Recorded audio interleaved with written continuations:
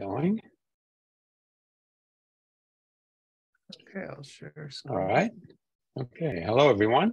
So welcome to our INQA seminar series. And today we have the pleasure of hearing from Eliot Kapit, who's going to tell us about noise-tolerant quantum speedups without fine-tuning in quantum annealing. Eliot, it's all yours. Thanks, Daniel. And thanks to everyone attending this talk at a scattering of undoubtedly weird times. It's dinner time here, but and so I'm going to talk to you today. But all right, good. It does click. Did everyone see the slides advance? I've had issues with this in the past. Yes, it moving? It's fine. Okay, good. It's moving. So I'm going to talk today about a scheme called RFQA that Vadim Oganyesin and I, along with many other collaborators, have developed over the last few years that we think is an extremely promising route to fixing some of the core problems that have kept quantum annealing thus far from achieving broadly applicable quantum advantage in useful problems. And so as an outline, I'm going to first talk about what I think any generic mechanism to improve quantum annealing would require to be sort of what I would expect to be broadly useful. Then talk about our proposal, which does not solve all the problems with quantum annealing, but we think at least significantly addresses the two most important core physics issues, called RFQA. And present a range of theoretical and numerical results on oracle problems, and then on 1D chains and embedding and conclusions. And don't hesitate to interrupt. This is a small audience, it seems like, so don't hesitate to interrupt with questions at any time. Okay, good. So I obviously can basically skip this slide that I have on here because everyone in this audience knows what quantum annealing is. So Eliot, the talk is being recorded for a broad audience. Okay, so you might want to go nice and slow. I will not skip what quantum annealing is. So quantum annealing is a non-universal form of quantum computing. It can be made universal, but that requires some fairly exotic terms that have never been implemented. And it can succeed without error correction. And its goal is quite simple. It's to minimize a classical problem that takes the form of an Ising spin glass, so a collection of Z and ZZ interactions. And the nice thing is that this is an incredibly broad, even though that this is a very restricted structure compared to universal gate model quantum computers, it's still incredibly broad because the HP can be formulated to encode NP complete and NP hard problems. And so minimizing Hamiltonians of this type is very difficult in the worst case and often in the typical case. And efficient heuristic solution methods can be very powerful. And so what makes quantum annealing quantum? Well, quantum annealing implements a transverse field Ising model where you have a combination of a field along X and then the problem Hamiltonian. And in the original and most typical formulation, you slowly interpolate between those two Hamiltonians to end up in the ground state of HP. So in the sort of the stock way that is done physically in D-wave systems, you initialize the ground state of every qubit along X, which is a trivial state to prepare, slowly turn that field down while turning the problem Hamiltonian on and measure at the end. And I should say that these flux qubits are very noisy, even noisier than gate model computers, which are, thus far still too noisy to realize some of the most important quantum algorithms that were the reason people started trying to build quantum computers in the first place. But one key point I want to highlight that I'm going to come back to repeatedly is that physical energy scales in quantum computing, in quantum annealing, are large compared to the fridge temperature. So by this, I mean the typical terms applied to each qubit and the interactions between pairs of qubits. The energy scales can be made quite a bit larger than the fridge temperature. And this means that the physical lab frame ground state of the qubit array, if you can reach it and you don't have calibration issues and crosstalk and all this other things to worry about, does solve the problem. And because of this, quantum annealing actually works. It can find the ground state of problems with hundreds or even thousands of variables, even with noise. And certainly no gate model computer could reliably ever find the ground state of anything with 5,000 qubits, given that they do not have the sort of fortuitous benefit of a cold bath assisting them. However, analytical predictions of performance in quantum annealing are very difficult. So it's very hard to generically predict how well a quantum annealer will do at any given problem class. And you can't do, it's not like Shor's algorithm where you can do a simple gate count for period finding and see that there's an obvious super polynomial speedup. We can't make that, we don't know. You can do a gate count to guess the time to solution here. And as a result, there's no guarantee in general that quantum annealing outperforms smart classical algorithms even without error. And as it happens, unfortunately, it is thus far failed to outperform smart classical algorithms in broad cases. There are definitely some special exceptions. It consistently outperforms simulated annealing, not necessarily parallel tempering or the smarter versions of simulated annealing, topological problems with topological obstructions, things like that. But the kind of generic throw a problem on here and test the D wave versus a smart classical routine running on a GPU, D wave generally does not win. And so we would obviously, as a community, love to change that. And drawing on extensive research done by the DARPA, QEO, and our CAMELS teams and many others over the past few years, we've really come to the conclusion that there are 4 core problems with quantum annealing. And these 4 are as follows, like the four core reasons why these machines have failed to outperform the best classical algorithms on interesting glassy problems. And they are the computational weakness of a uniform transverse field, that basically having just a uniform transverse field applied to all qubits that is slowly turned down is not powerful enough to outperform good classical routines. What I call the time overhead of embedding that I'll define in a few slides.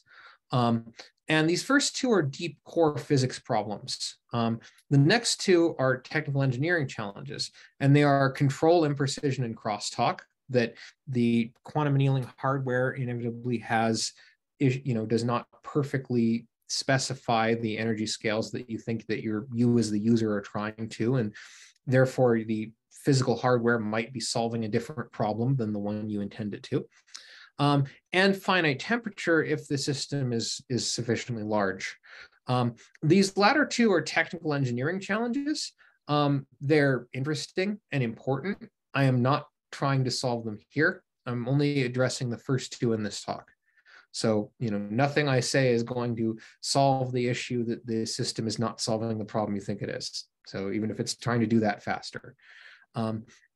And our core goal, again, is really to achieve typical case quantum advantage for practical problems without error correction. I think that's really a core goal of the field, not just by myself and my own research group. And I personally see the most natural route to this as upgrading quantum annealing. And I really believe in this. And I think it's mainly just because the influence of the bath is in some ways beneficial in quantum computing and quantum annealing, where it's universally harmful in every gate model machine. And so that gives quantum annealing a giant potential advantage, having this natural entropy pump, but we need to do a fair bit to, make it realize that promise. And so what would such an upgrade look like? Well, we settled on to continue with the list theme, and it should have been 4, the last list should have been 5, I suppose, for symmetry, but 5 design criteria. The first is we want to accelerate multi-qubit phase transitions. We want to minimize fine-tuning requirements. And by this, I mean, we don't want our fast solution method to require a lot of fine-tuning. We need to ensure that there is no way to simulate it classically on any efficient scale. We want it to interact favorably with the cold bath of real annealing hardware. And we want it to mitigate the time overhead of embedding that, again, I'll define shortly. So for the first criteria, multi-qubit phase transitions, it's worth pausing to ask, why are these optimization problems hard, or when are they hard? Well, optimization problems, generically, you have a whole bunch of bits and you have a lot of constraints, and you're trying to find a configuration that satisfies either all or the largest number of these constraints. And the problem is, this is a very high dimensional space. It's 2 to the n. It's dimension 2 to the n. And you can only efficiently explore it by locally flipping 1 bit at a time and seeing whether that made the energy go up or down. And unfortunately, for many, for the problems of interest, they generally have what are called rough and glassy energy landscapes, where they have an enormous number of local minima. And once you get stuck in one minimum, no amount of, locally flipping and exploring tells you anything about where the other minima are, what chains of spins you would have to flip to get to them, whether you're in a true problem, so whether you're in the ground state or not. You generally don't know that unless you've especially encoded the problem to have that feature. And this creates exponential slowdowns in system size in the worst case and often the typical case for a lot of these NP problems. In a quantum spin glass, you have so in a classical glass, you can only get out from one local minima by just flipping spins repeatedly until you've escaped generally, high energy cost, and then explore sort of through a random walk until you find another one. And so, I'm giving this talk from Colorado, right in the foothills of the Rocky Mountains. And what I would compare it to is trying to find the highest peak in the Rockies while blindfolded. You can walk around and you can know you're walking uphill, but as soon as you reach the top of any local hill, you have no idea how high up you are and how close you are to any of the much higher peaks and which direction you would have to go to find them. In quantum annealing, you're able to escape local minima through collective high-order tunneling processes where large clusters of qubits have to flip at once. And from my perspective, this is the single most important difference between quantum annealing and smart classical routines, like parallel tempering. And if we can make it fast enough, it's likely the source of broadly applicable quantum speedups. This sets the difficulty scaling at large N in quantum annealing. There's been a lot of work showing that these kind of large cluster transitions are how the system gets bottlenecked on its way to the ground state. But the catch is, because these are such high order processes, the generic rate at which they occur decreases exponentially in the number of spins that have to flip. And that in turn increases with the system size. And so then you get into this sort of situation of comparing exponents between how fast is the tunneling rate versus how fast is the classical escape rate. And that's a sort of complicated and messy comparison to make. But what I'll say is that if these processes were sufficiently fast, then we could expect polynomial to exponential speedups in optimization and machine learning, basically in any problem we get encoding here. So I think it's quite reasonable criteria that upgrades to quantum annealing should accelerate these phase transitions. Second is the fine-tuning problem. If we generically expect these gaps to be exponentially small, then one of the first results showing a quantum speedup in quantum annealing models, which is in the Grover system, was to say, well, if we know where this phase transition is as a function of our tuning parameters, we can slow down and wait, or just go very slowly when we're close to the phase transition and speed back up. And this can give you a quadratic speed up over just a uniform sweep. However, this approach only works if the energy uncertainty, which is again a function of your control parameters and any noise in your system, is on the order of this minimum gap or smaller. And this means that a variable schedule is only useful if you know where these phase transitions are to exponential precision. And unfortunately, the computational problem of actually predicting them is even harder than solving the classical spin glass in the first place. It's also, Itai Hen showed a few years ago that if you assume exponential precision, you can recover the Grover speed up in a classical model, because I think it's pretty pathological. And to illustrate this further, consider the following four scenarios. Say we have, if we have a noise-free, slow parameter sweep without a variable schedule, like in adiabatic quantum computing, noise-free population transfer or reverse annealing, where you don't have exponential precision in the resonance you're trying to hit, either of the above with any kind of low frequency 1/f noise, or either of the above with a very cold but not t = 0 bath, all lead to the same quadratic scaling for the solution, for the average solution rate or inverse time to solution. And we see this kind of off-resonant scaling as likely unavoidable absent fault tolerance. But of course, fault tolerance brings its own severe slowdowns. When we finally do get a surface code computer some decent amount of time into the future, it's not going to be fast. The time per operation is quite slow. And there was a recent analysis put out by the team at Google that basically showed that if you only assumed a quadratic speedup, so your quantum computer takes the square root of the number of steps, given the realistic prefactor disadvantage compared to parallel silicon, your quantum computer will only win if the problem takes many, many years to solve. And so a generic method that gives only a quadratic speedup is pretty unlikely to be actually useful as a quantum computer. And so since we basically always end up here, I want to be clear that I think any upgrade to significantly boost the performance of quantum annealing can't at large scale rely on fine tuning. Third criteria, no quantum Monte Carlo loophole. So efficient classical simulation precludes quantum advantage, and a uniform transverse field with slow variations can often be simulated with quantum Monte Carlo, as shown here in this, in these is just one example. This is some results done by Albash and Ladar from 2018, showing that the scaling of D-wave is pretty similar to the scaling of simulated quantum annealing. And actually simulated quantum annealing, which is a purely classical quantum Monte Carlo method, can sometimes win. Quantum Monte Carlo is generally not practical as a solver because it has huge prefactor disadvantages. And likewise, there are certainly cases where it fails, even if you have a stochastic Hamiltonian like D-wave implements. But I think it's safe to sort of conclude more broadly that if you can efficiently simulate this, even in some regimes, you're not taking full advantage of the system's quantum nature. And historically, the discovery of the simulated quantum annealing matching quantum annealing scaling in sort of 2015, 2016 is really caused a lot of people to abandon this field, I think really kind of unfortunately and prematurely. So criteria 3, whatever we do to upgrade quantum annealing must be exponentially hard to simulate for all classical methods. Fourth, the system's cold bath. So interaction with the cold bath is inevitable in quantum annealing. And again, I want to highlight this is not a bad thing. It acts as an entropy sink and is the main reason we don't need error correction. I should say quantum annealers can certainly benefit from error correction and redundant encoding techniques like quantum annealing correction, but they aren't strictly required to work like they are in large scale, like they would be in a large gate model machine.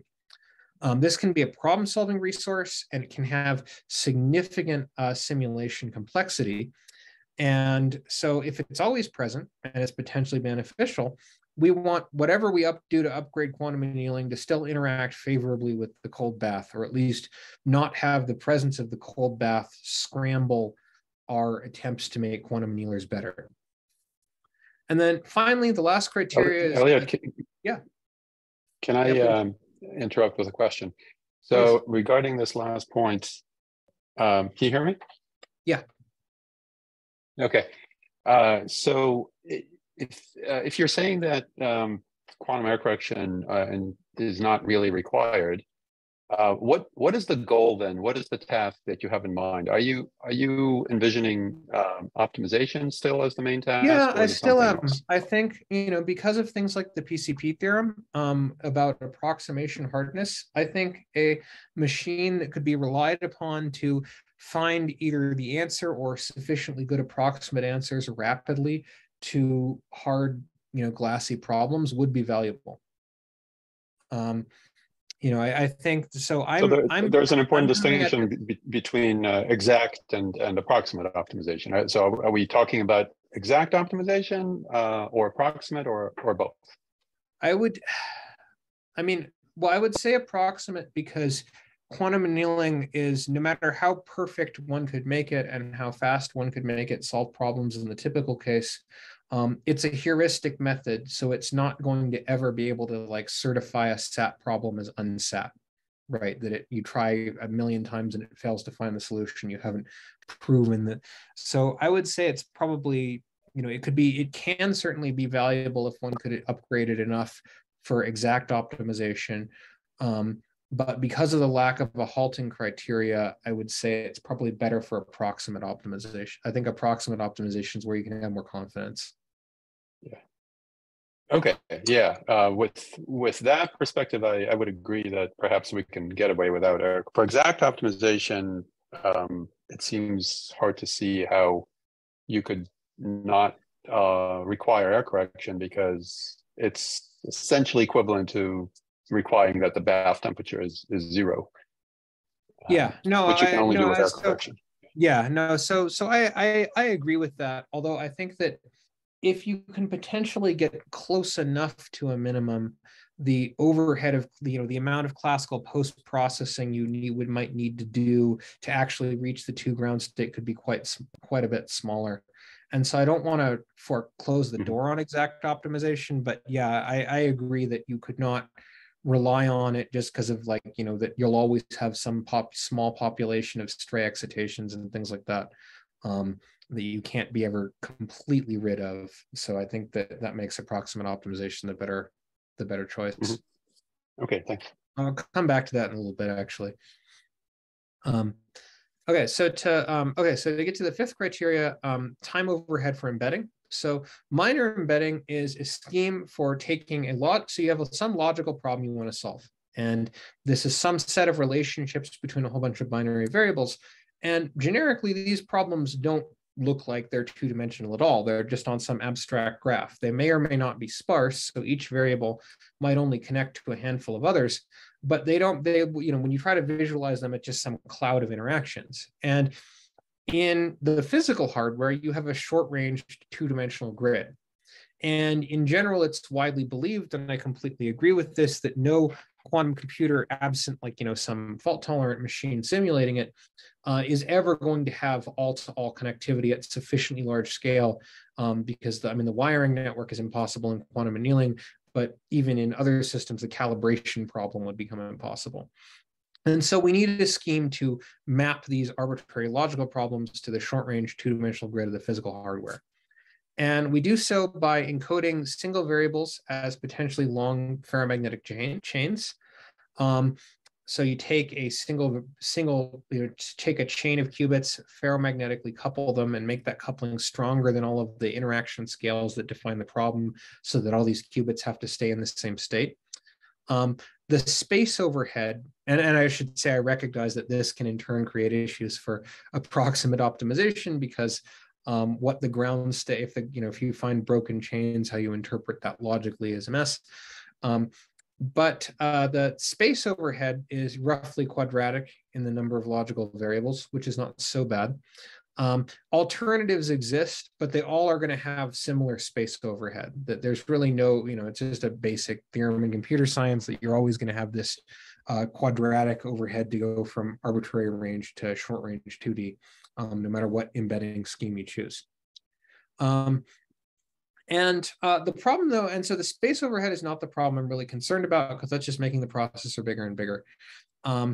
And so there's an obvious, if potentially expensive and difficult, engineering solution there.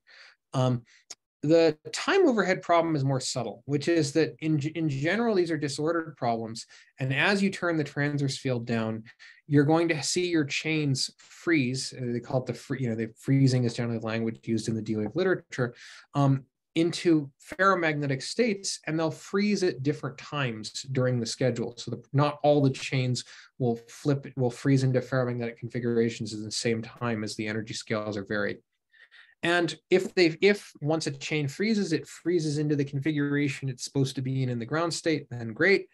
If it doesn't, the tunneling rate that the system to reach the other state, as the energy scales are furnished, you need some N spin or an L spin tunneling event to flip all the spins simultaneously. And this rate decays exponentially in L. And I think this core issue is very likely common to other embedding schemes as well. But this gives you a really nasty trade-off in choosing the chain strength, because if you choose it to be too weak, then your chains will freeze later. And when they do freeze, because the coupling is weaker compared to the transverse field, the exponent won't be as bad. But you can have uncertainty in your logical ground state, and the gap gets smaller, so you're more fragile to noise. And if you make it too strong, the chains freeze early and the time to tunnel takes forever. And in either case, you generically expect exponential penalties in your time to solution. And so this is a really nasty problem. And unlike the space overhead, you can't solve it just by making the system larger, right? And so if we see this as an unavoidable problem that, you need minor embedding, and the problems of these, this freezing phase before the problem is solved is very difficult to avoid, then whatever we do to upgrade quantum annealing should at least reduce the slowdowns from embedding schemes. And so again, just to summarize, 5 core criteria: accelerate phase transitions, not rely on fine tuning, no efficient simulation, tolerates, welcomes the cold bath, and mitigates embedding slowdowns. I think if you can find an upgrade to quantum annealing, at least where number 1 and 5 are strong enough, because intrinsically this is in comparison to what's done now, I think this could be very likely to achieve broadly applicable quantum advantage. And I say in this talk, I am proposing our solution to this problem, and not going to discuss a whole wide array, both for time and the inevitability of leaving something out, of other ways to potentially overcome some of these issues. Like obviously non-stochastic terms can like XX couplers can accelerate tunneling and can't be simulated if they have positive sign. And so there's lots of potential other solutions out there. I'm merely focusing on mine. So I just wanted to start by saying that, just to be clear that I'm not trying to denigrate any other potential solutions to this problem. Okay, so now I'm going to switch gears and actually talk about the mechanism and the idea we proposed called RFQA. So RFQA is short for random field or radio frequency quantum annealing, and it invokes a mechanism that we've come to call symphonic tunneling, because we think it's applicable on much broader contexts than quantum annealing, including obviously the gate model. And the core idea to accelerate phase transitions and solve the problems that I just mentioned. The core idea of RFQA is to modify the driver Hamiltonian, leaving the problem Hamiltonian alone, to add independent oscillating terms to all the qubits. And there's a lot of ways to do this. The simplest and most studied are RFQAD, where we allow each transverse field term to tip back and forth in the XY plane at potentially at an independent frequency and phase. Or RFQAM, where the magnitude of each transverse field oscillates up and down. Again, it has to be positive definite, so it can't go below 0. Independently with a different frequency assigned to each qubit. And to help understand, so this is what we're going to do, and I'm going to sort of walk through why this is a good idea. So to help understand it, though, I want to sort of highlight this conjecture that Vadim and I came up with, and this is all published in our paper in 2021 in Quantum Science and Technology that has the same title as this talk. To help understand this, we proposed a conjecture called M-scale that we think that is extremely difficult to violate. It says it gets into conjecture because undoubtedly you could cook up some wacky problem, although I've never been able to do it, that can violate this. But I think that this is pretty generically true, and its statement is as follows. Say you have a first order phase transition with some exponentially small gap, and you have 2 competing ground states the problem that are, it's the same ground state, say, as the problem, or, you're the same type of transition as the problem size is increasing for some well-defined problem class.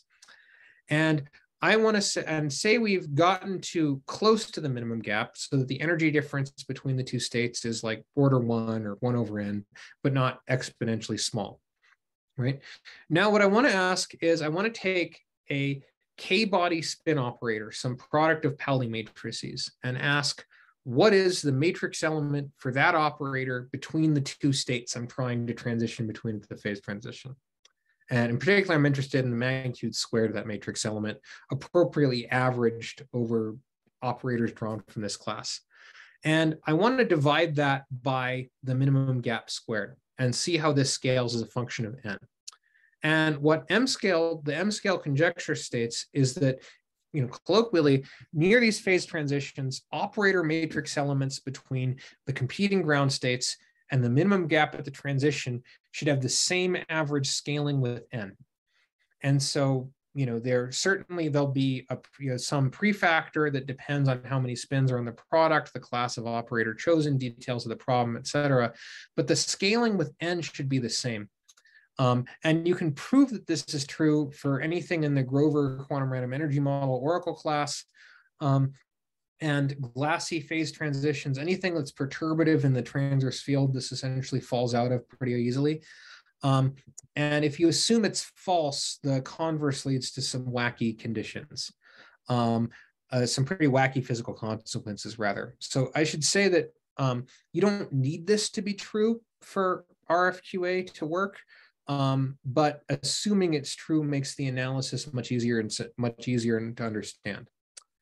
So with that conjecture kept in mind for this talk, I'm now going to go through the mechanism itself. So here's a cartoon. Eliot, yeah, please. Can I ask for clarification? Okay, so Yeah. you said close to the minimum gap, but not at the minimum gap, close enough that the gap does not decrease exponentially, right? Yeah. So say that I can say that these two ground states are below the tower of local excitations, like relatively close to each other, but order 1 or 1 over n separation, not e to the minus n. So isn't it always going to be true that if you are sufficiently far from the minimum gap, where you know that the minimum gap is going to close exponentially, that if you go sufficiently far, you will have this kind of behavior, just because the gap has to close somehow. So it will at first it's large, and then it's going to look polynomial, and then it's going to look exponentially small. So it seems almost like tautology.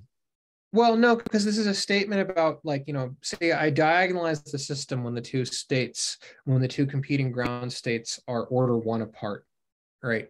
And then I calculate matrix elements of single qubit, or of products of Pauli matrices between those two states. It's definitely not trivial to say that those matrix elements should decay exponentially in system size. That should be actually pretty straightforward to assume. It's not guaranteed, at least without this conjecture, that decay exponent should be the same as the minimum gap. So this is saying, essentially, if we're perturbing the problem Hamiltonian, those perturbations all scale the same way as the phase transition itself. And that's not a trivial statement. So let me rephrase. Is there a criterion you can give for how far from the actual minimum gap this scaling should be true? So that's part of why this is a conjecture, and not a rigorous theorem, is that I wasn't able to formulate it. I think sort of intuitively, once you start mixing one ground state with the sort of excitation continuum of few body flips of the other one, then I don't want to guarantee this is true. This will necessarily hold the same way. Certainly far enough, you can easily find this to not be the case, but I don't have part of why we formulated this as a conjecture and not a theorem is that I wasn't able to come up with sort of strict criteria like that. Okay, thanks.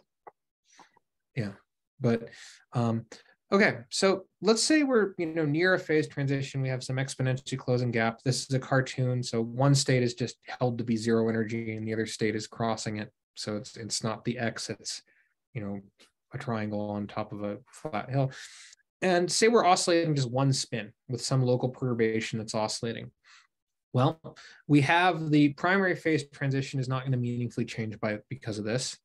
And let's say we're oscillating at a frequency that's small compared to the local gap to create, single flip excitations from either state. So there's some tower of higher order states that's off the page here. Then whenever these two competing ground states, there's some parameters being swept, whenever these two competing ground states energy difference matches plus or minus that frequency, we now have a chance to mix the states. And per the M-scale conjecture, the Rabi frequency of this process, so the rate at which this occurs, should be proportional to the primary phase transition rate itself, the splitting at the primary avoided crossing. And so this has identical asymptotic scaling, nothing interesting happens.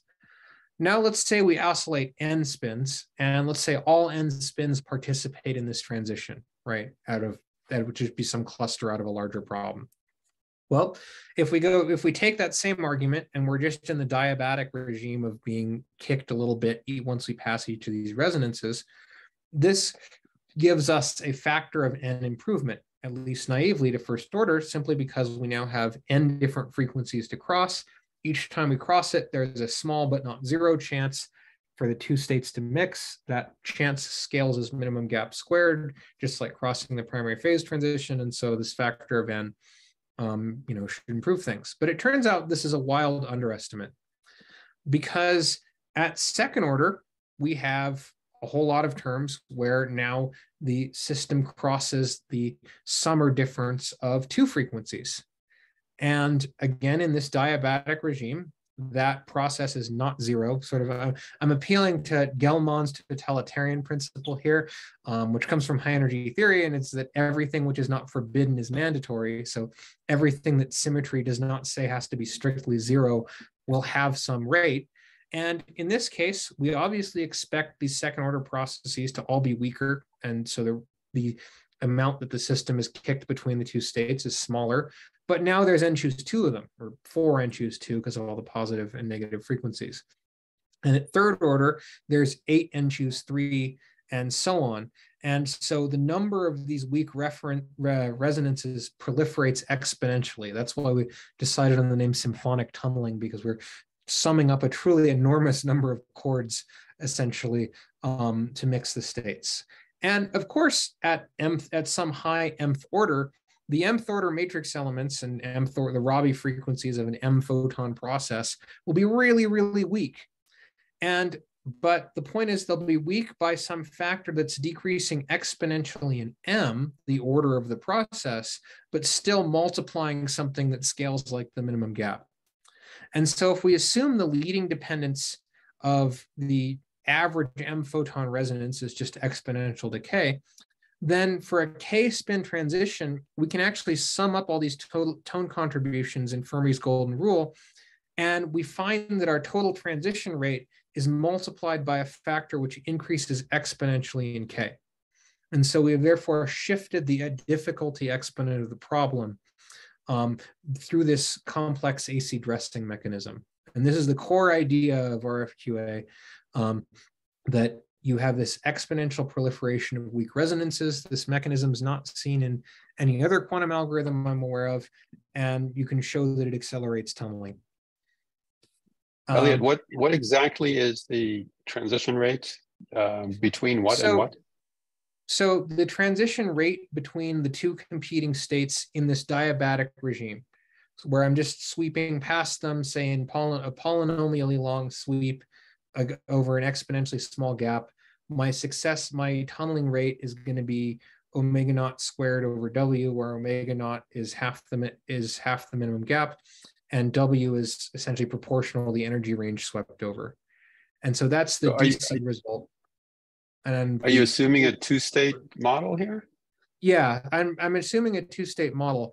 The argument extends to many competing states. So if I have a band of states all close by in energy but far apart in Hamming distance, this argument extends to that as well. I'm implicitly assuming that all the local excitations of these states are far away. So that there's and I'll specify that in a second. But this is the sort of generic first-order phase transition phenomenology that, at least if you have two competing states, I'm focusing on just two states to make the analysis easier, but this, it works just fine for many competing states that are all close by in energy as well.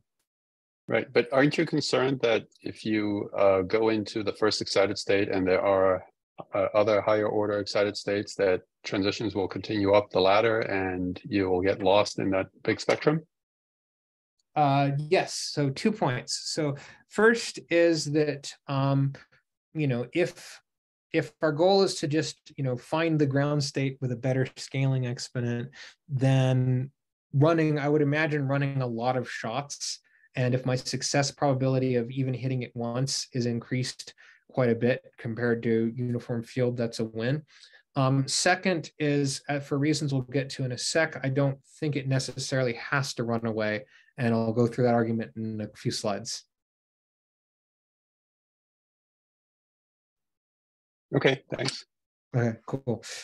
So an important concern, and this is sort of separate, but similar to, but slightly different view on a question Daniel just asked, is heating, which is that off-resonant excitations from these drives can proliferate local excitations, and you won't return to the ground state without a bath. So that I agree with. As soon as you're kicked into these high excited states, then you would just, start wandering into higher and higher energy. But at first order transitions, the states are usually locally gapped. So even if delta min is decaying exponentially, the cost to create few body excitations from either state can remain order 1. And so if we pick all our frequencies to be decreasing polynomially and small compared to this gap, then the heating rate decreases exponentially. We have this, so it's called a local adiabaticity condition, and this is discussed extensively in our paper with a bunch of references that also talk about this. The heating rate decreases exponentially in delta over the frequency. And so polynomial decay of frequencies can exponentially suppress heating. Empirically, we found good choices are things like 1 over n or 1 over root n. And again, the argument assumes all these frequencies are large compared to the minimum gap, but small compared to the local gap. Unfortunately, that exponential separation saves us. Note also that if the local gap goes like 1 over n, you could choose f to be 1 over n squared, and that still could be large compared to something exponentially decaying. So you don't need the state to be strictly locally gapped, although if it's not, I think that just any interaction with the bath is going to be messy anyway. What I want to point out for quantum annealing hardware is that 1 here is typically a few gigahertz. So the target frequencies at the application scale are probably in the tens of megahertz. And so they're not super high, they're low by the standards of, traditional gate model quantum computing, but, and likewise, once F is decreased sufficiently that your heating rate falls below that of just other random noise sources, you don't need to decrease it any further. And so what we think is that this core symphonic tunneling mechanism is very generic. So if we can avoid heating or mitigate it with a bath, if the M photon matrix elements decay exponentially or slower in M, and if the dressing of the AC terms does not reduce the scaling of the instantaneous DC tunneling rate, which is a less trivial condition, but one that we can show is very much satisfiable, then we expect a speedup will arise at sufficiently large N. And the source of the speedup is fast cold thermalization, that the system can mix and thermalize more efficiently at low energies. The goal of this is never to get to the ground state with probability 1, because it obviously won't. It's to get to a non-vanishing probability much faster than the DC problem. And so with that all generic, I'm now going to present some theoretical numerical results, and I'm going to get back to this question about the bath and cooling, about what happens if you miss the phase transition. So in the original paper, we considered oracle problems Grover in the quantum random energy model. These are unstructured, so there's a classical speed limit that we can never find the solution in time that scales better than 2 to the n. And there are rigorous information theoretic proofs that show that no quantum method can beat it and can do better than a time 2 to the n over 2. And because these problems are so simple, we can actually go through the detailed analysis and calculate the scaling factor for the AC, AC dressed terms for these high order many photon processes in the Grover problem. And we found that this leads to a time to solution in the, with the RFQA mechanism that scales as very close to 2 to the 3n over 4. That exponent's not exact. It's not like magically 3n over 4 or something. It's like 2.747 or something like that, but close enough. And this is not the full Grover speedup. It is a quantum speedup. And what's nice about this for benchmarking purposes is that it allows you to, if you see any kind of mechanism that makes it look like you're doing better than 2 to the n over 2, you're not actually seeing what you think you are. And so it's very easy to quantify performance of things on this problem. And I should say this is obviously not the full Grover speedup of 2 to the n over 2, but it's achievable without fancy precision requirements, and it's confirmed by numerics. And we found this basically the same speed up for both the paramagnet to Grover state and population transfer reverse annealing, so taking two competing Grover states and tunneling between them. We found this to be resilient to simulated flux qubit noise model. And we found the same speed up for multiple target states. And the most interesting finding in the paper, in my opinion, besides just showing that this basically works as theory predicts, is that we found that RFQA accelerates bath-assisted phase transitions as well. And so to talk about how this interacts with the bath, which is again my fourth criteria for the quantum speedup here, what we're going to do is we're going to just simulate a single bath spin, because faithfully simulating a finite temperature bath coupled to an AC-driven problem is a horrendous mess, and we're not going to, it's way too hard. We're not going to do that. But we can capture the mechanism by just thinking about, we fundamentally, a bath is a collection of extremely weakly coupled independent degrees of freedom with some energy distribution and some distribution of excitations in it based on temperature. And so what we're going to do is we're going to simulate a single bath spin weakly coupled to a primary qubit through some Pauli operator. And so here below, this is exact diagonalization results of the first three levels of the Grover problem with a bath spin and n equals 12. And you can see the blue, you can see the primary phase transition occurs at tuning parameter S is about 0.45. And then so if you miss that phase transition as you go up in energy, you can see that once the energy difference between the Grover state and the paramagnet crosses the bath degree of freedom, we now have a second avoided crossing. So we have a second chance to mix the states. And obviously the gap here, the rate at which this process occurs, is going to be much smaller than the primary phase transition. But per the M-scale conjecture, which is exact in the Grover problem, the minimum gap at the bath-assisted transition has the exact same scaling with n as the primary phase transition. And you can check this numerically. If you just increase the system size and take the ratio of these two minimum gaps, you find that it's a constant as the system size increases. So the other one's only smaller by a prefactor. And so if we now take the RFQA argument and sum all these multi-photon resonances, the point is that we can do the exact same thing at the bath-assisted phase transition. Because again, per M scale, the bath-assisted phase transition is just the exact same thing with one more spin. And there's a very weak coupling involved. So there's going to be a prefactor that's way smaller, but it's going to be the exact same phase transition. And so we confirm this numerically by taking the quantum random energy model, put two competing minima in, and chose a bath spin to have an energy near that energy difference, but no exact resonance, so averaged over. And then we turned on RFQA, allowed the system to evolve for time 2 to the 3n/4, and found that success probability asymptotes to a constant, which is exactly the same speed up as in the closed system. And so what we found is that the bath-assisted phase transition is multiplied by a factor exponential in n. So in the real quantum, in a real quantum system with a cold bath, where again, I'm assuming cold is compared to the local energy scale, not the minimum gap, you have lots more chances to mix these two states at the phase transition if you miss it the first time. And then, from local excitations, you can obviously still cool efficiently because of their single spin flip processes.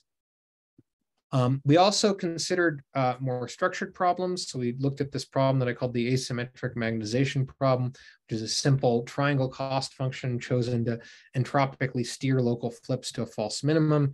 This gives you an n-spin tunneling event required to reach the true ground state. And this is with my former student, Jiji Tang, who's now a postdoc at Zhejiang University in China. And we found a consistent polynomial speedup in numerics. We didn't have an analytical theory for this relative to the uniform field for multiple versions of RFQA. And the AMP results are interesting because you can formulate nearly any problem as an n/2 spin tunneling challenge like this. These events are these high order flip processes or the generic bottlenecks in large problems. And we're doing ongoing work to try to figure out exactly what the right cost function to simulate and what assumptions we should make to try to capture what the bottlenecks look like in a real NP hard problem, and then benchmark some of the many versions of RFQA on it. We've explored a host of other problems, and it's very promising. One very interesting direction that I'll get to in a second is disordered chain tunneling and embedding, the fifth condition for improving quantum annealing. And I should say, in full disclosure, just a few weird quirks about this that we don't fully understand. In every simulation we've done, it's almost always more effective in reverse annealing or annealing with a pause. And sometimes if you do a truly perfectly uniform sweep, you don't see a speed up because of a weird symmetry cancellation. I don't think this would matter in a system with noise, and it doesn't always occur if you have a non-uniform sweep. We also, but it's something you do see, we also, in many versions of RFQA, exhibit a prefactor disadvantage and potential scaling change at small n that can make it hard to detect or rule out speedups in simulation. And so, not like, I don't want to say that every single condition I've thrown this at, this automatically went faster, because that's absolutely not the case. But that, I think that the core, we sort of are starting to understand exactly when things don't produce the boost we think they should. And, I feel like the core argument here is quite strong, but, again, there are plenty of details, and in particular, the ultimate performance limits of this that are not understood. I cannot tell you what the ultimate performance limits of this technique are for any problem besides Grover, except through numerics in some cases. So, with all those disclosures, of course, I want to now move on to the final topic, which is embedding. So the goal of RFQA and embedding is to accelerate many body tunneling of frozen chains to mitigate slowdowns. And first, why do we expect RFQA to help? Well, two main reasons. One is that we're increasing the number of spins, but they all have to tunnel if they're going to. And the tunneling so they all participate in any tunneling event. And we know that the tunneling enhancement grows with the number of driven spins. So the more spins we add to the problem, the more tone combinations we have and to mix them. There's also, and this is what one of the main things we're working on in subsequent research, but when you have an embedded problem, that if a single spin in a chain flips, all the rest have to. And so that gives you additional knowledge of the problem structure that is not true in a generic and direct encoding of an NP problem. And so there's the possibility of tuning amplitudes and frequency choices based on this extra knowledge of the problem structure to make things go even faster. And the only simulation method is direct integration of the Schrodinger equation. So we can't simulate embedded problems. Those would be way too big. But we see n-spin tunneling in a 1D disordered TFIM as a decent proxy that captures the core physics, because I have actually fairly limited experience with D-wave machines myself, but I want to sort of say, if you have real experience with a D-wave machine, imagine being able to assume that you could operate it entirely in the frozen regime and have tunneling still be reasonably fast. I think a lot of how you would choose to run this machine would be completely different. And a lot of the fragility and ugly trade-offs might not be present anymore. And so that's what we're really aiming for. And so the work I'm about to present today is numerical simulations. I'm trying to work out an analytical theory for this, but don't have one yet for at least for the data I'm going to present. This is with Vadim Boganyesin, Gigi Tang, again, my former student, and Gianni Mossi at NASA. We have a paper in preparation. What I'm going to present to you in just a moment is just direct integration of the Schrodinger equation. Gianni's done a ton of work on using matrix product state methods to do much larger systems. I'm not going to include that data in this talk. If I get a chance to go to this conference in London, I'm hopefully going to get to present it there because it's still very much a work in progress. But in principle, we should be able to go out to 50 to 100 spins with those simulations. So what we're going to do is we're going to consider ferromagnetic chains between 8 and 25 spins. And we initialize in all zeros with the chain Hamiltonian and some weak Z disorder always turned on. Because again, we don't want there to be any kind of exact resonance physics here. We then ramp up the transverse field kappa to some value that's less than J. So always not ever crossing the actual paramagnetic phase transition. Evolve for order n time, ramp down, and then just measure the probability of reaching the all one state. And then we simply repeat this many, many times with and without RFQA, averaging over disorder. The energy difference between the states varies in an order one energy range. The gap decays exponentially in n. So this is going to be an exponentially slow process. And we use periodic boundary conditions, which removes a lot of nasty diabatic edge effect things. And so here's some numerical results. So the blue points are just for a uniform field. We see the time to solution. So the time to find the other state is exponential in all cases. Gold is RFQAD. And this is for different values of transverse field strength kappa, assuming J is equal to 1. So the phase transition to the paramagnet would be at kappa equals 1. We can see that these are all for weaker transverse field cases so far from the phase transition. You can see the potential pre-factor disadvantage and lack of a scaling advantage from the system is small, but between, on the order of 12 spins, give or take, and I don't think that number is particularly meaningful. It's just when we observe the crossover. There's a sudden change in scaling to the asymptotic scaling of RFQA that is a much better scaling exponent. And when we get closer and closer to the phase transition, the relative advantage, the difference between these exponents, so exponent A minus exponent B, is roughly a constant. And so the ratio of them gets bigger and bigger. And what we find in the transverse field cases is that the time to solution exponent starts decaying so slowly that we can't distinguish exponential and polynomial data scaling from the data alone. And this is still well below the phase transition. So this sort of scaling murkiness starts in around kappa equals 0.85. And so the exponents B are from fits are shown to the right. And for large transverse field, it's less clear. And that's part of why we're going to TBD in these kind of simulations, is that I feel like if you can get out to 50 plus spins, being able to distinguish polynomial from exponential gets a lot easier. I'm absolutely not claiming an exponential speedup on numerical data for small systems alone, just merely that it's indistinguishable in the data we have at these system sizes. And what this suggests is that RFQA could dramatically outperform uniform fields in real annealers where embedding is ubiquitous, and potentially eliminate much of the embedding penalty. You can also, as I said, exploit the problem structure by pairing tones to frequency and phase synchronize them.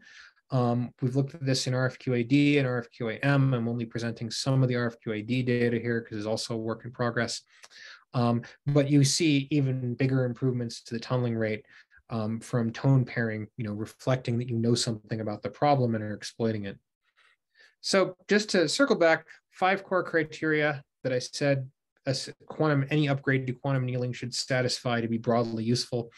Accelerate phase transitions, yes, and we know that this is beyond classical because we see it in the Grover problem.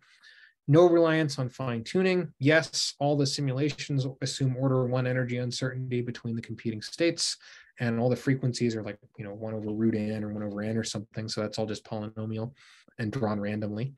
No efficient simulation mechanism is AC dynamics. So an efficient simulation mechanism for all of this would break all of quantum computing. Tolerates, welcomes the cold bath, yes, via bath-assisted phase transitions, and mitigates embedding slowdowns, I'd say very likely yes, by inference from the fact that it makes disordered chains tunnel much faster.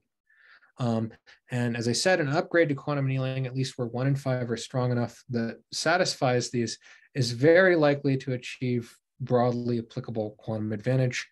Whether you consider 1 and 5 strong enough here is a matter of taste, but RFQA appears to satisfy all 5. So just to sum up, RFQA improved quantum annealing through independent oscillating terms at every qubit. The core symphonic tunneling mechanism is exponential proliferation of weak resonances, which is novel and again, not seen in other algorithms I'm aware of. And we hope to have experimental data soon. And we were selected for an experiment at MIT Lincoln Lab, although that's way behind schedule and I'm not 100% sure it's going to happen now. But all the evidence, what I do want to highlight is that this update is entirely on the control side. So it does not require a new qubit architecture. It's purely just sending new signals down. And, I should say, sending a whole bunch of AC signals all over the place in quantum annealing is much harder than slow DC variations, but it's also much easier than surface code. So this strikes me as kind of a natural next step in terms of the complexity ladder. And all the evidence we can gather suggests this is a significant, broadly applicable upgrade to quantum annealing. And with that, I'd like to thank you all very much for your time, and Daniel, for your questions already throughout. All right. Thank you very much, Eliot, for a great talk. And now we have some time for questions. Okay, may I ask you a question? I was impressed, and I understood that your scheme is quite generic, seems to apply to almost all problems that quantum annealing has been struggling to solve. And what are the restrictions? I understand that energy level structure is very important, but how generic is your scheme? Yeah, so that's a good question. It really depends on, so there's a few variations of it. And we've found that in cases of so one of the problems I've been trying to solve with this for a long time, for example, is the p-spin model, because that's one of the other canonical ones. That we actually ended up abandoning because the gap is not small enough at small n to see this good scale separation. And then you have to try to wacky tricks to regularize it. The RFQA-D method I've found we didn't see a consistent speed up in the p-spin model with that at the system sizes we were able to simulate for reasons that weren't completely clear. With the magnitude oscillation method, which I didn't present slides, we're going to be talking about that in future publications, but I didn't present that in this slides. That seems extremely generic, but you can run into an issue where the DC variations of the transverse fields actually can make tunneling slower. And so that is an impediment that all the AC stuff has to overcome. And so there's certainly there are definitely cases where if the perturbations that you apply at a DC level, like the instantaneously interfere with the tunneling process, and where the magnitude oscillations effect can definitely display this, although we know how to fix it now, then you don't always see an advantage. What the main thing I'm working on over the course of the next year, I've decided is to show that this accelerates tunneling analytically in weakly coupled chains, because that's the kind of really both physically relevant and generic problem. So I wish I had a good answer for, I know that if you throw this type of problem at it, that it won't succeed, but unfortunately, I'm not quite there yet. The only tuning parameter is the frequency, which should be scaled as 1 over n or 1 over square root of n. No other tuning is necessary to test that. Yeah, well, so it depends on, again, what you choose to oscillate. There's the amplitude of your oscillations as well as another tuning parameter. And so there's the frequencies distribution, the amplitude, and then choosing frequencies based on the problem structure. So, if you, again, like in the 1D chains, we could see that if we know certain clusters all have to flip at once, you can synchronize things to exploit that. So there's definitely more tuning parameters, but I wanted to not get into the situation of something like QAOA, where you have this proliferation of angles you all have to do a variational optimization over, and then that problem becomes horrendous. I was explicitly trying to pick things where you could make just 1 over root n and the prefactor and vary that prefactor, and that gives you the range of tones. That I was aiming for configurations like that to make the classical optimization problem of control easier. Thank you. Any other questions? Hi, this is Shi from University of Waterloo. So I have a question related also about the tuning of the RF drives that you send. So does the phase of this drive matter? Like, would you expect to get some, because in experiments, the phases of the drives that you send to each qubit could be completely different depending on the wires. Great question, and the answer is yes. The answer is, in terms of phases, the answer is no if it's different for comparing two different frequencies. The relative phase doesn't matter, as long as at least the runtime is larger than the frequency itself, so you're efficiently sampling them. If you send the same frequency to multiple qubits, that phase matters enormously. And so, for example, in the RFQAD method, where we implement it by oscillating Z biases along the 1D chain, if you pick AA, BB, CC, so same frequency, same phase twice, same frequency, same phase twice for different tones, you see tunneling go faster. If you pick A and minus A, B and minus B, C and minus C, the advantage is gone. And then it's the same, you see similar things with magnitude oscillations. If you synchronize two different spins to oscillate in phase, it's faster, or at least not slower, depending on what you're doing. If you choose them to be intentionally 180 degrees out of phase, it's worse. And so if you're trying to pipe the same tone to multiple qubits, that condition definitely shows up. And it's something that both is something that you can, that you can use to one's advantage, but is also like, if you get it wrong, it can erase the speed up or even make things go slower. Okay, interesting, thanks. But I guess at least for the general case where you expect this multi-photon like transition proliferation thing, you don't expect like this. Yeah, I mean, just intuitively, the relative phase between two different frequencies, provided your runtime is sufficiently longer than 1 over either of those frequencies, shouldn't matter much, right?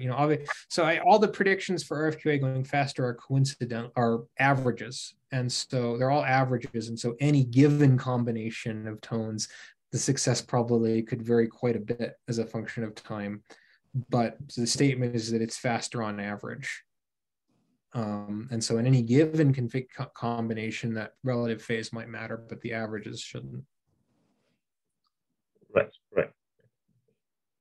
Thanks. Yeah, thanks for the interesting talk. Okay, I think we have time for maybe one more question.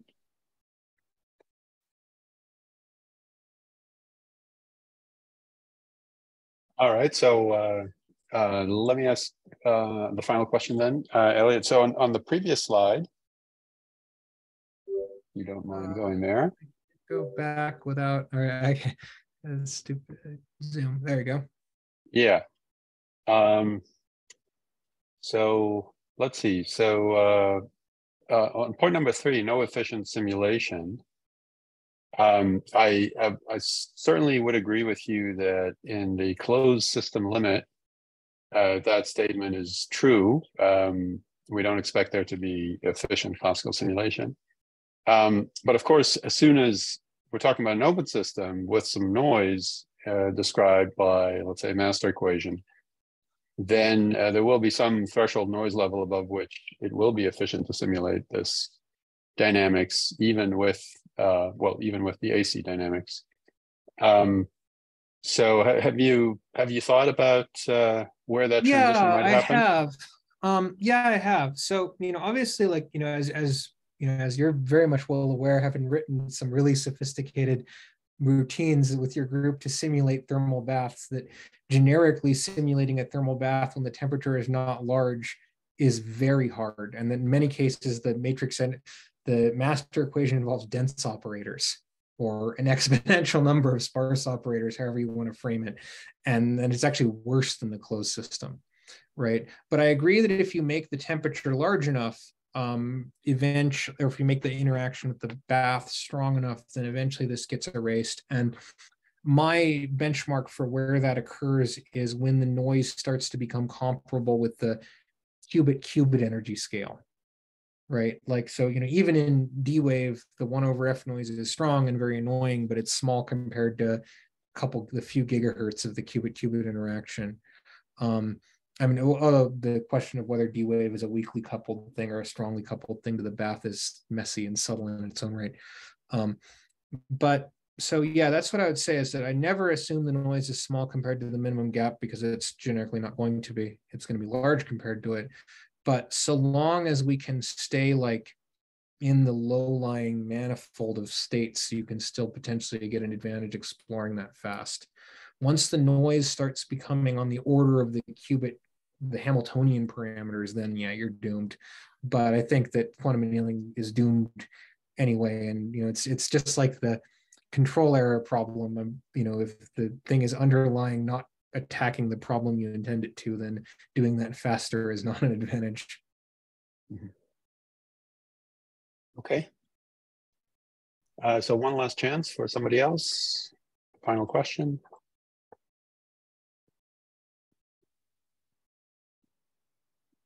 Okay, if not, then thanks again, Eliot, for a great talk, and we'll see everyone hopefully next time. Yep, see you all next week. Or 2 weeks, or whatever it is. All right.